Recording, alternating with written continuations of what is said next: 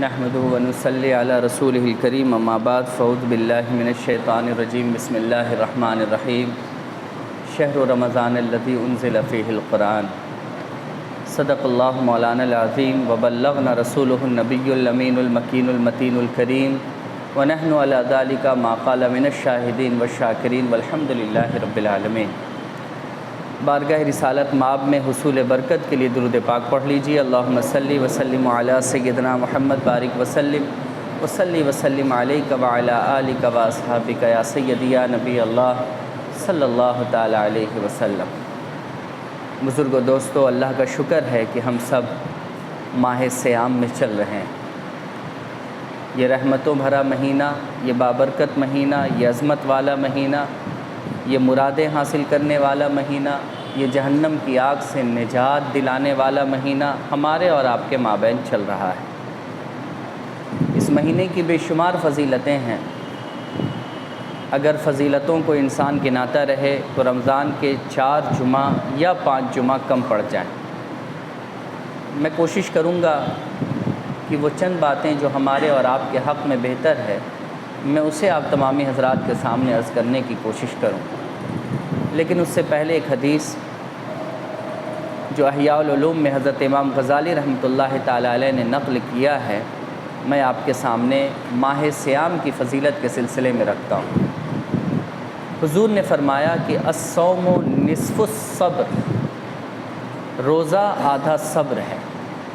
اور دوسری جگہ حضور فرماتے ہیں الصبر نصف الایمان، اور صبر آدھا ایمان۔ کل ملا کر اگر ان دونوں حدیثوں کو جوڑ لیا جائے تو پتہ چلے گا کہ روزہ نام ہے ایمان کے چوتھائی حصے کا۔ یہ اللہ کا بہت بڑا کرم ہے کہ اللہ تبارک و تعالیٰ نے ہمیں اور آپ کو رمضان جیسا بابرکت مہینہ دے دیا۔ میں نے پچھلے ہفتے آپ لوگوں کو ایک حدیث سنائی تھی کہ صحابہ کرام شروع کے 6 مہینے اس بات کی دعا کرتے تھے کہ اے اللہ، ہم نے جو رمضان میں عبادتیں کی ہیں اسے قبول کر لے، اور اخیر کے 6 مہینے یہ دعا کرتے تھے کہ اے اللہ، میری زندگی میں اتنی برکت دے کہ میں رمضان پالوں۔ رمضان کی ایسی ان لوگوں کو لت تھی اور رمضان میں عبادت کرنے کا ایسا شوق تھا ان لوگوں کو کہ صحابہ کرام شروعاتی 6 مہینہ اپنی عبادتوں کی مقبولیت کی دعا کرتے تھے، اور بعد کا جو 6 مہینہ ہوتا تھا اس میں اس بات کی دعا کرتے تھے کہ وہ رمضان پالیں۔ اور وہ ایسا اس لیے ہے کہ آپ کو میں نے جو حدیث سنائی کہ الصوم نصف الصبر، اور دوسرا الصبر نصف الایمان، روزہ یہ آدھا صبر ہے۔ روزے میں انسان صبر ہی تو کرتا ہے۔ حضرت امام غزالی رحمۃ اللہ تعالی علیہ اسی حدیث مبارکہ کو اپنے ذہن میں رکھتے ہوئے صبر کی تعریف یہ کرتے ہیں کہ صبر نام یہ نہیں ہے کہ تمہارا کوئی اپنا مر جائے تو اس پر تم خاموشی اختیار کر لو، تمہارا مال لٹ جائے اس پر تم خاموشی اختیار کر لو، کیونکہ اللہ نے اگر تمہیں طاقت دی ہوتی تو تم تو ہر مردے کو زندہ کر دیتے۔ اللہ نے طاقت دی ہوتی تو کبھی بھی تم اپنا مال ضائع ہونے نہیں دیتے۔ یہ تو مجبوری کے تحت ہے کہ تم خاموش ہوتے ہو۔ صبر تو یہ ہے کہ طاقت رکھتے ہوئے انسان گناہ سے بچ جائے۔ صبر تو یہ ہے کہ آنکھ ہے، برائی دیکھ سکتا ہے، مگر اللہ کے خوف سے وہ برائی کی طرف نہ دیکھ کر کے وہ اچھائی کی طرف دیکھے۔ صبر تو یہ ہے کہ ہاتھ ہے، وہ چاہے تو شراب اٹھا کر پی سکتا ہے، مگر اللہ کے خوف سے وہ شراب کو ترک کرتا ہے اور دودھ کو فوقیت دیتا ہے۔ حضرت امام غزالی فرماتے ہیں کہ صبر کا اصل معنی یہی ہے کہ طاقت ہوتے ہوئے انسان اگر گناہ سے بچ رہا ہے، یہ صبر ہے۔ یہ روزہ کیا ہے؟ روزے میں ہمارے اور آپ کے لیے کھانے پینے کی چیزیں حلال ہیں، جو ہم اسے بھی نہیں کھاتے ہیں، ہم اس پر صبر کرتے ہیں۔ طاقت ہے کہ ہم کھا سکتے ہیں، مگر صرف اللہ کی رضا کے لیے صبر کر رہے ہیں۔ تو روزہ نام ہے صبر کرنے کا۔ اور پھر آقا کریم نے فرمایا کہ صبر ایمان کا آدھا حصہ ہے۔ جو انسان صبر پر کھرا اترتا ہے اس کا ایمان نکھرتا چلا جاتا ہے۔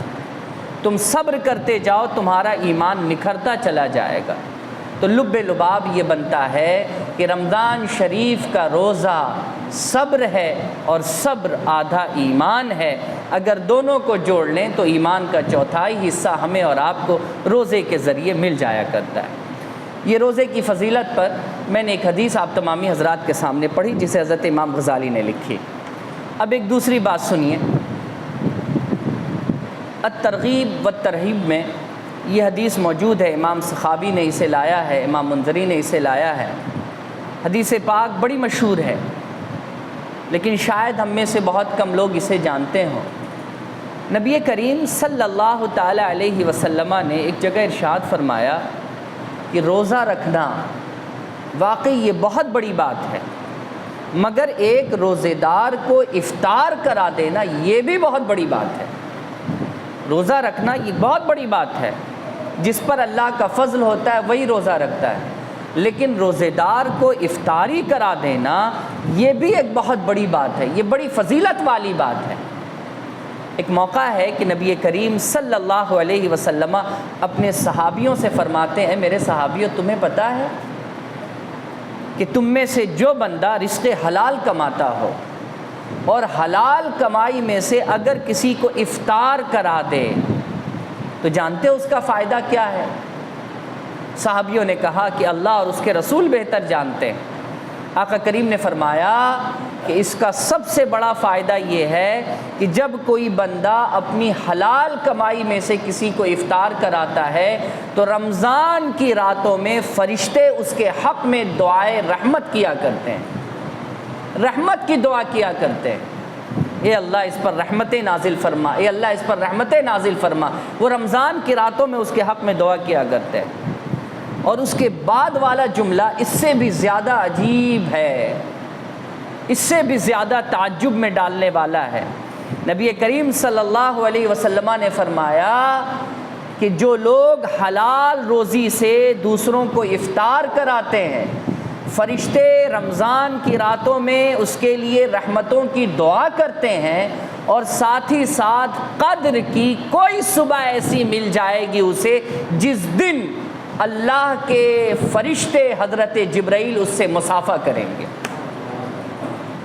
حضرت جبرائیل اس سے مصافحہ کرتے ہیں اللہ کے اذن سے۔ اب اسے کوئی کہانی نہ سمجھے، اس لیے کہ قرآن کی آیت ہے کہ قدر کی رات وہ رات ہے جو 1000 مہینے کی راتوں سے افضل ہے، اور اس رات میں ملائکۃ والروح، فرشتے اور جبرائیل بِإِذْنِ رَبِّهِمْ اپنے رب کی اجازت سے زمین پر اترتے ہیں۔ کب تک؟ مطلع الفجر، جب تک کہ فجر طلوع نہیں ہو جاتا۔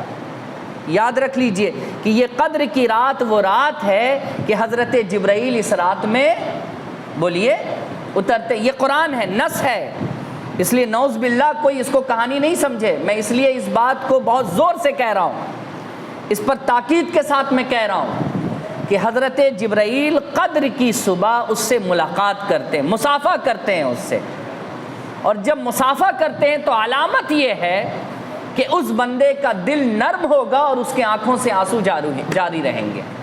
اس صبح اس کی علامت ہے کہ جبرائیل سے اس کا مصافحہ ہوا ہے۔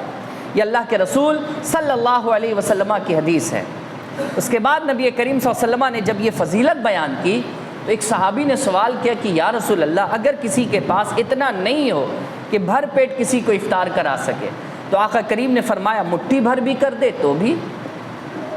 اللہ اکبر، مٹھی بھر بھی اگر کر دے افطار کے لیے خرچ تو بھی، اب مٹھی بھر چاہے جو کر دے، کھجور کر دے، چنا کر دے، چاول کر دے، مٹھی بھر بھی اگر اس کی صلاحیت ہے اور کسی کو افطار کرا دے تو بھی اسے یہ نعمت حاصل ہوگی۔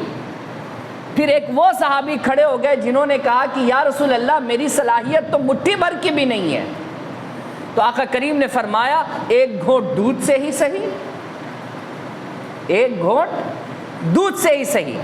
پہلے جس صحابی نے سوال کیا کہ مٹھی بھر کی بھی میری صلاحیت نہیں ہے، وہ صحابی تھے جو چارہ جانوروں کو کھلاتے تھے اور خود کے کھانے کے لیے پاس میں کچھ نہیں ہوتا تھا، وہ دودھ سے اپنا گزارا کرتے تھے۔ تو حضور نے ان کی صلاحیت کو دیکھ کر فرمایا کہ اگر ایک گھونٹ دودھ بھی پلا دو تو بھی تم اس میں شامل ہو جاؤ گے۔ تیسرا وہ کھڑا ہو گیا جس کے پاس نہ کوئی کمائی دھمائی، جس کے پاس چرانے کے لیے جانور تک نہیں، بیچنے کے لیے دودھ تک نہیں، وہ بندہ بھی کھڑا ہو گیا جسے صفہ پر رہنے والا کہتے تھے، وہ بھی کھڑا ہو گیا، یا رسول اللہ جس کی یہ بھی صلاحیت نہ ہو کہ ایک گھونٹ دودھ پلا سکے، تو آقا کریم نے فرمایا پانی سے ہی صحیح۔ اب یہ تو کوئی بہت بعید سی چیز نہیں ہے، یہ کوئی بہت مشکل سا تو کام نہیں ہے، پانی سے ہی صحیح۔ اگر کوئی انسان اس ارادے کے ساتھ کہ فلانا آدمی روزہ ہے، ہم اسے افطار کرا دے، اگر اس نیت کے ساتھ یہ عمل کرتا ہے، تو میرے رسول نے فرمایا رمضان کی راتوں میں فرشتے اس کے لیے دعائے رحمت کرتے ہیں، اور قدر کی صبح جبرائیل اس سے مصافحہ کرتے ہیں۔ اللہ اکبر کبیرہ، یہ فضیلت ہے بزرگوں ایک روزے دار کو افطار کرانے کی۔ اللہ کا شکر ہے ہمارے ہاں تو یہ رسم ہے کہ ہم اپنے گھروں سے مسجدوں میں بھیج دیا کرتے ہیں، یہ کام اچھا ہے، مگر اس سے بھی زیادہ اچھا کام یہ ہے کہ اپنے گھروں پر بلا کر کے لوگوں کو افطار کرائیے، یہ اس سے بھی زیادہ اچھا ہے۔ یہ بھی اچھا ہے کہ آپ مسجد میں بھیجیں، لیکن یہ اس سے زیادہ اچھا ہے کہ آپ اپنے گھروں پر لوگوں کو بلائیے، آپ دوسروں کے گھروں پر جا کر کے خود افطار کیجئے، تاکہ اس سے آپ اس حدیث کے مصداق بن سکیے۔ بزرگوں دوستو، یہ تو افطار کے تعلق سے ہے، آپ سحری کے تعلق سے ایک حدیث سنیے۔ حضرت عبداللہ ابن عباس رضی اللہ تعالیٰ عنہ اس حدیث کے راوی ہیں۔ حضرت عبداللہ ابن عباس اس حدیث کے راوی ہیں، اور وہ کہتے ہیں کہ حضرت عمر فاروق رضی اللہ تعالیٰ نے ایک صبح مجھے سحری کے لیے دعوت دی کہ تمہیں میرے یہاں سحری کرنے کے لیے آنا ہے، سحری کی دعوت دی۔ آپ میں سے کوئی کرے گا یہ کام؟ اتنا صبح صبح کون کس کو بلاتا ہے؟ لیکن ذرا دیکھیے صحابہ کرام کا جذبہ، ایمان سے لگاؤ، رمضان سے محبت، حضور کے قول سے محبت۔ حضرت عبداللہ ابن عباس فرماتے کہ حضرت عمر نے مجھے دعوت دی، میں چلا آیا، حضرت عمر کے ساتھ میں نے سحری کی، اور سحری کر کر جیسے ہی ہم لوگوں نے ارادہ کیا کہ اب مسجد کی طرف نکلیں، تو باہر سے شور و غل کی آواز آئی، باہر میں شور و غل کی آواز تھی۔ ہم نے جھانک کر دیکھا تو صحابہ کرام مسجد سے باہر نکل رہے تھے سحری کر کر، مسجد سے باہر نکل رہے تھے کیا کر کر؟ سحری کر کر، یعنی مسجد میں اجتماعی سحری کی دعوت تھی۔ اب ذرا دیکھیے کہ ہمارے یہاں اجتماعی افطار ہوتا ہے لیکن اجتماعی سحری نہیں ہوتا ہے نا، لیکن اجتماعی افطار ہم لوگ کرتے ہیں اپنی صلاحیت کے مطابق، 50 کو کھلا دیا، 60 کو کھلا دیا، 100 کو، 150، 1000، 500۔ پولیٹیکل افطار پارٹی میں تو نہیں جانا چاہیے، اس سے روزہ بھی خراب ہوتا ہے، ایمان بھی خراب ہوتا ہے، اور یاد رکھیے اس سے آپ بہت زیادہ نقصان اٹھاتے ہیں۔ بہت سارے لوگ دیکھیے گا کہ پولیٹیکل افطار میں پہنچے رہتے ہیں، آپ کو پتہ بھی ہے وہ پیسہ کیسا آپ کو کھلایا جاتا ہے، معلوم ہے آپ کو، لیکن آپ تو کیا کہنا ہے صاحب، فلانے نے پارٹی دی ہے تو اچھا چانپ ملے گا، ایک دم چانپ کے چکر میں ایمان کو اپنا چپا دیا لوگوں نے۔ یاد رکھیے کسی کے ہاں دعوت میں جانے سے پہلے ایک بار غور تو کیجئے۔ حضرت محبوب الہی نظام الدین اولیاء، آپ لوگ جانتے ہوں گے ان کو، ہم لوگ تو صرف بزرگوں کو چادر چڑھانے اور اگربتی جلانے تک سمت کر دیا ہے، لیکن ان کا طریقہ کیا ہے، انہوں نے کس چیز کو فروغ دیا، کبھی اس پر غور نہیں کیا۔ اے بھائی آپ حضرت نظام الدین سے محبت کرتے ہیں، ہاں کیا کرتے ہیں ان کے لیے؟ جمعرات کو جاتے ہیں، 10 روپے کا پھول چڑھا دیتے اور 10 روپے کی بتی جلا دیتے، فاتحہ پڑھ کے چلے آتے ہیں۔ یہ ہے محبت آپ کی؟ اگر یہ محبت ہے تو اس کو لپیٹ سپیٹ کر کے اپنے پاس رکھ لیجئے، آپ کے کام آنے والا نہیں ہے، یہ یاد رکھ لیجئے، کام نہیں آئے گا یہ۔ ابھی تو محبت کا نیا انداز نکل چکا ہے، خاص کے مزاروں پہ جانے کا، بینڈ باجا، گھوڑا، بھینس، بکری، الو، گدھا سب لے کر کے لوگ جاتا ہے۔ کیا سوچتا ہے، کیا لوگوں کے دماغ میں آ گیا؟ اللہ رحم کرے ایسے مسلمانوں پر، غارت کرے ایسے لوگوں کو، اللہ برباد ہو جائیں ایسے لوگ جو ایمان کا تماشا بنا کر کے رکھ دیا ہے اسلام کو لوگوں نے۔ اللہ رب العزت رحم فرمائے اس قوم پر۔ تو حضرت نظام الدین اولیاء کے پاس بادشاہ سلامت تشریف لائے، بادشاہ سلامت، حضور میرے یہاں چلے آئیے، دعوت ہے۔ محبوب الہی نے کہا کہ فقیر بادشاہوں کی دعوت قبول نہیں کرتا، بادشاہ پڑھا لکھا تھا، جاہل تھوڑا نہ تھا. اس نے کہا اللہ کے رسول نے کہا کوئی دعوت دے تو انکار نہ کرو. محبوب الہی نے کہا کہ میرے رسول نے کہا ہے کہ جہاں حرام لقمے کی گنجائش بھی دکھے انکار کر دو. تم بادشاہ ہو، تم نے رعایا کا خون چوسا ہے، تم نے الٹے سیدھے ٹیکس لے کر کے تم نے پیسے بنائے ہیں، اور ان پیسوں سے تم فقیر مسلمانوں کو دعوت دینا چاہتے ہو. ایسی دعوت پر میں لات مارتا ہوں، ایسی دعوتیں میں قبول نہیں کرتا ہوں. یہ ہے نظام الدین اولیاء جن سے آپ محبت کا دعویٰ بھرتے ہیں.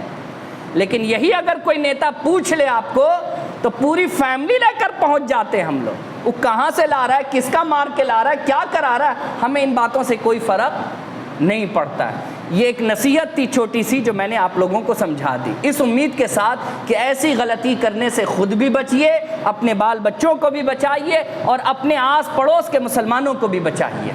پولیٹیکل افطار سے بچیے. یہ ایک بات. تو ہمارے ہاں اجتماعی افطار کا رواج ہے مگر اجتماعی سحری کا رواج نہیں ہے. لیکن صحابہ کرام کے زمانے میں اجتماعی افطار کا بھی رواج تھا اور اجتماعی سحری کا بھی رواج تھا. جو میں نے یہ حدیث آپ کے سامنے پڑھی کہ حضرت عبداللہ ابن عباس کو حضرت عمر فاروق رضی اللہ تعالیٰ عنہ نے سحری کی دعوت دی، اور ان دونوں نے جب سحری کر کر باہر کی آواز سن کر جھانکا تو کیا دیکھا کہ مسجد سے لوگ سحری کر کر باہر نکل رہے ہیں. بزرگوں اور دوستوں، اب بھی کچھ چیزیں ایسی ہیں جو اللہ کے رسول کے زمانے سے چلی آ رہی ہیں اور آج تک چل رہی ہیں. اجتماعی سحری آج بھی مسجد نبوی میں اور مسجد حرام میں لوگ کرتے ہیں. میں تو اللہ کا شکر ہے رمضان کے مہینے میں رہا ہوں اور میں نے دیکھا ہے، اور جو لوگ رمضان میں عمرہ وغیرہ کرنے کے لیے گئے ہیں ان کے بھی آنکھوں سے یہ چیز چھپی ہوئی نہیں ہے کہ اجتماعی سحری اور اجتماعی افطار کا مسئلہ وہاں ہوتا ہے. ہمارے ایک دوست ہو گئے تھے وہاں مدینہ کے ایک ہاسپٹل میں تھے، ہمارے وہ ایک دوست ہو گئے تھے. انہوں نے کہا کہ صابر صاحب جب تک آپ مسجد نبوی میں آپ اعتکاف میں ہیں سحری کی دعوت میرے یہاں سے. اور بہترین وہ انڈین کھانا بنا کر کے ہمارے لیے لاتے تھے اور ہم ان کے ساتھ سحری کرتے تھے. تو اجتماعی سحری آج بھی اللہ کا شکر ہے کہ اس علاقے میں موجود ہے، لیکن ہمارے ہاں یہ چیز نہیں ہوتی. ہونی چاہیے. بتانے کا مقصد یہ کہ ہونی چاہیے. اگر ممکن ہو تو اپنا بھئی ہے ایک گھر ہے 5 بھائی رہتے ہیں، 5 بھائی ایک ساتھ اجتماعی سحری کر لیجئے. سنت پر بھی عمل ہو جائے اور آپس میں محبت میں بھی اضافہ ہو جائے. کوئی ضروری ہے کہ آپ باہر کے لوگوں کو بلائیے. ایک گھر میں 5 بھائی ہوتے ہیں کہ نہیں ہوتے، 2 بھائی ہوتے ہیں کہ نہیں ہوتے، سب کا الگ الگ دسترخوان بچھ رہا ہے. کیوں نہ ایسا کیا جائے کہ رمضان کے مہینے میں ہمارا دسترخوان ایک ہو جائے. اس سے بڑھ کر اور کیا عبادت ہو سکتی ہے؟ دعوتیں دینا، لوگوں کو بلانا، اکٹھا کرنا، کھلانا پلانا، اس سے کیا ہوتا ہے؟ آپ کہیے گا محبت بڑھتی ہے. تو سب سے پہلے آج کے وقت میں ضرورت ہے کہ بھائی بھائی سے محبت کریں، دوسروں پر ہم خوب خرچ کریں اور اپنوں کو ہم ایسے ہی رسوا کر کے چھوڑ دیں. تو ایسا خرچ کرنا ہمارا کس کام کا ہے؟ تو آپ اس طریقے سے بھی اجتماعی سحری کر سکتے ہیں اور اجتماعی افطار کر سکتے ہیں. اللہ رب العزت ہم سب لوگوں کو نیک عمل کرنے کی توفیق عطا فرمائے. اب آخری بات نماز تراویح کے ریگارڈنگ. من قام رمضان ایمانا احتسابا غفر له من ذنبه. آقا کریم علیہ الصلوۃ والتسلیم نے ارشاد فرمایا کہ جو شخص رمضان کے مہینے میں ایمان اور احتساب کے ساتھ رات کو قیام کرے یعنی نماز پڑھے، اللہ رب العزت اس کے پچھلے گناہ کو معاف فرما دیتا ہے. تقدم، پچھلے گناہ اس کے معاف کر دیے جاتے ہیں. اب بات یہاں یہ ہے کہ 6 روز پڑھنے سے معاف ہو جائے گی، صرف 6 روز پڑھ لیا معاف ہو گئے، یہ ایک سب سے بڑا مسئلہ ہے. نہیں صاحب، آپ نے تو چاند دیکھ کر شروع کرنا ہے اور چاند دیکھ کر کے ختم کرنا ہے. اب اس کی صورت جیسی بھی آپ بنائیے وہ آپ کی مرضی ہے کہ آپ کس صورت کے اعتبار سے اسے پڑھنا چاہتے ہیں. لیکن بعض لوگ نماز تراویح کی بے حرمتی بھی کرتے ہیں. بے حرمتی ایسی کہ آپ دیکھیے گا 6 روز میں لوگ بڑی للک کے ساتھ جاتے ہیں، لیکن بیچارے امام صاحب کھڑے ہو کر کے یا علمون تعلمون کر رہے ہیں، ایک لفظ نہیں سمجھ میں آتا ہے کہ کیا پڑھ رہا ہے. 6 روز میں قرآن ختم ہو گیا، ایک لفظ نہیں سمجھ میں آیا. پتہ نہیں کون سی، مجھے تو لگتا ہے کہ شتابدی سب فیل ہے، ہوائی جہاز فیل ہے. بھائی میرے جیسا آدمی ایک لفظ نہیں سمجھ پاتا ہے اور عوام کتنا قرآن سمجھتی ہوگی، سوچئے تو. اللہ نے قرآن صرف یعلمون تعلمون کے لیے بھیجا ہے یا سمجھنے کے لیے بھیجا ہے؟ بولیے نا بھائی، یہ تو مذاق بنانا ہو گیا قرآن کا۔ خیر لوگ جاتے ہیں بڑی للک کے ساتھ، جاتے بھی ہیں اور پڑھتے بھی ہیں، اور پڑھنے کا انداز ایسا ہے کہ بیچارے امام صاحب اکیلے یعلمون تعلمون کر رہے اور پیچھے میں 10 تو بیٹھ کر کے گپ کر رہا آپس میں، اور جیسے ہی رکوع میں گئے سب کھڑے ہو کے اللہ اکبر، ترنت رکوع میں چلا گیا۔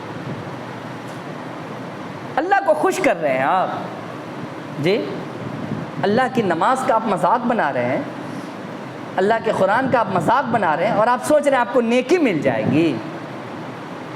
بہتر ہے گھر میں بیٹھ جائیے، کم سے کم مذاق بنانے کے گناہ سے تو بچیے گا، نہ پڑھنے کا عذاب ملے گا۔ لیکن یہ جو مذاق بنا رہے ہیں تو نہ پڑھنے کا بھی عذاب اور مذاق بنانے کا عذاب دونوں ملے گا آپ کو۔ اور یہ چیز ایسا نہیں کہ 6 روز والے میں بھی ہوتی ہے، یہ چیز جہاں 15-20 دن کی بھی ہوتی ہے نماز تراویح، وہاں بھی ایسی چیزیں چلتی ہیں کہ آگے میں امام صاحب پڑھ رہے ہیں اور باقی پیچھے کا 2-3 صف ایک دم ٹھیک ٹھاک ایکٹیو ہو کر کے پڑھ رہا ہے، اور باقی لوگ پیچھے اسی لیے رہتے ہیں کہ بیٹھیں گے تھوڑا دیر، وہ جیسے اللہ اکبر کہیں گے کھڑے ہو کر کے پیچھے سے چلے جائیں گے۔ زبردستی ہے اسلام میں۔ اللہ تعالیٰ تو قرآن میں یہاں تک فرماتا فقرؤ ما تیسر من القرآن، جتنا آسانی سے قرآن پڑھ سکتے ہو اتنا ہی پڑھو، ہم اتنے ہی میں تمہیں خوش کر دیں گے۔ لیکن آسانی سے جتنا پڑھ سکتے ہو، جبر نہیں ہے تم پر کہ دل پر بوجھ بنا کر کے کرو۔ میرے بزرگوں اور دوستوں، میں بہت بڑی بات کہہ رہا ہوں اس امید کے ساتھ کہ شاید میری بات آپ لوگوں کے دل میں اتر جائے۔ اس سے میرا کیا فائدہ ہے میرے بھائی؟ میرا بس ایک فائدہ ہے، اگر آپ نے عمل کر لیا تو آپ کے عمل کا فائدہ تھوڑا سا ہم کو مل جائے گا، وگرنہ یقین مانیے کہ ہم لوگ جس گناہ سے گزر رہے ہیں، آج اسی گناہوں کی وجہ کر ہم پر عذاب اللہ کا اتارا گیا ہے۔ ہم ساری دنیا میں اسی لیے رسوا اور ذلیل ہو رہے ہیں کہ ہم نے اللہ کی عبادت تک کا مذاق بنا دیا ہے۔ خدا کے واسطے ان چیزوں سے پرہیز کیجیے۔ نصیحت کرنا میرا کام ہے، بھلائی کی باتیں پہنچانا میرا کام ہے، برائی سے روکنا میرا کام ہے، یہ آپ کا بھی کام ہے۔ رکنا یا نہ رکنا یہ ہم دونوں کا کام ہے، کہ ہم رکیں یا نہ رکیں یہ ہم دونوں کے اوپر ڈیپینڈ ہے۔ لیکن اللہ تعالیٰ نے ہر مسلمان پر اتنا فرض ضرور کر دیا ہے کہ اگر برائی دیکھتے ہو تو روکنے کی طاقت زبان سے ہے تو زبان سے روک دو، اچھائی اگر تمہیں کروانا ہے، اگر بولنے کی طاقت ہے بول کر اچھائی کروانے کی تو کروا دو۔ میں وہی کام کر رہا ہوں میرے بھائی، میرے اندر اتنی طاقت نہیں کہ آپ جا رہے ہیں ہم پکڑ لیں آپ کو، نہیں جانا آپ کو، میرے اندر اتنی طاقت نہیں، لیکن ہاں اتنی طاقت اللہ نے ضرور دی ہے کہ منبر پر کھڑے ہو کر ہم ضرور بول سکتے ہیں کہ بھائی یہ کھرا ہے، بھائی یہ کھوٹا ہے، فیصلہ آپ کے ہاتھ، کھرے لو یا کھوٹے لو، یہ آپ کو فیصلہ کرنا ہے۔ اللہ تعالیٰ ہم سب لوگوں کو نیک عمل کرنے کی توفیق دے، آمین بجائے سید المرسلین، وآخر دعوانا ان الحمد للہ رب العالمین۔